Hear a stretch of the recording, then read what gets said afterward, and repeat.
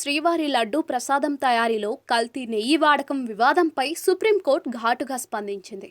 దేవుడిని రాజకీయాలకు దూరంగా ఉంచాలని హితవు పలికింది. లడ్డూలో కల్తీ నెయ్యి వినియోగించారు అనడానికి ఆధారాలు ఏమైనా ఉన్నాయా అని ప్రభుత్వం తరపున న్యాయవాది ముకుల్ రోహత్గిని justice BR Gavai, justice KV Balakrishnan ధర్మాసనం ప్రశ్నించింది.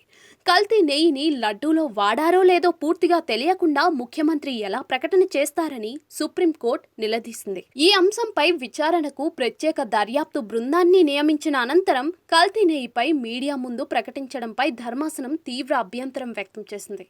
ఇటువంటి ప్రస్తుత పరిస్థితుల్లో కొత్తగా నియమించిన సిట్ సరిగ్గా విచారణ జరపగలదా అన్న సందేహాలు ఉన్నాయని న్యాయస్థానం పేర్కొంది.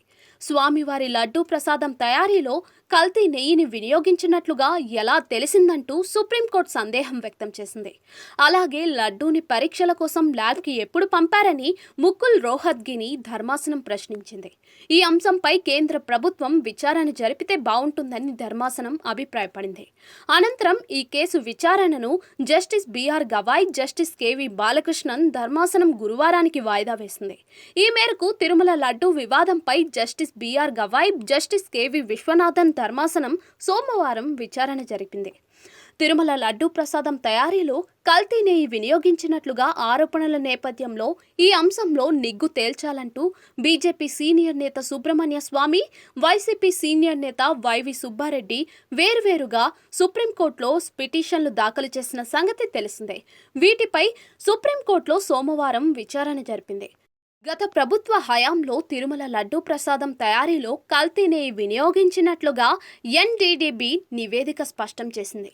ఈ నేపథ్యంలో ప్రపంచవ్యాప్తంగా ఉన్న శ్రీవారి భక్తులు తీవ్ర ఆగ్రహం వ్యక్తం చేశారు.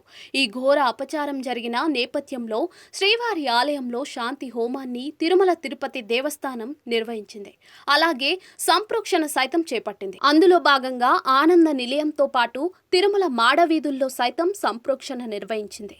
మరోవైపు తిరుమల లడ్డూ కల్తీ నెయ్యి వ్యవహారాన్ని ప్రత్యేక దర్యాప్తు బృందంతో విచారణ జరపాలని చంద్రబాబు ప్రభుత్వం నిర్ణయించింది. గుంటూరు ఐజీ సర్వశ్రేష్ఠి త్రిపాఠి నేతృత్వంలో సిట్ను ప్రభుత్వం ఏర్పాటు చేసింది. దీంతో శనివారం సిట్ బృందం తిరుమల చేరుకుని తన దర్యాప్తును ప్రారంభించింది.